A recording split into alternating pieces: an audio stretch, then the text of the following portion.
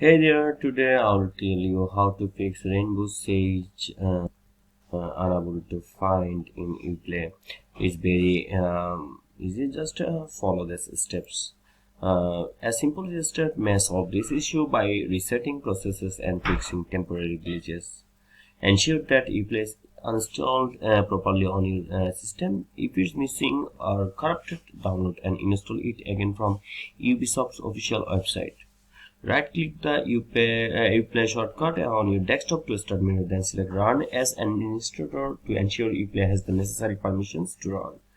Open Task Manager and check if Uplay is running in the background. If not, manually start Uplay and then launch Rainbow Six Siege.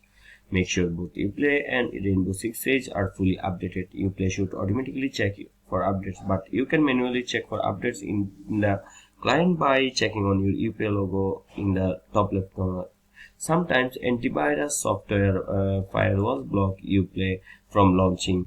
Temporarily disable your antivirus firewall and see if the resolve the issue. If it does, and at Uplay as an exception in your antivirus firewall setting.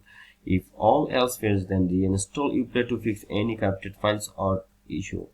Some users have found that disabling the Uplay overlay can fix the issue.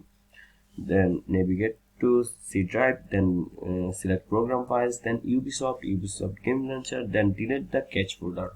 Restart Uplay and launch Rainbow Six Siege. And that's how you can fix the problem.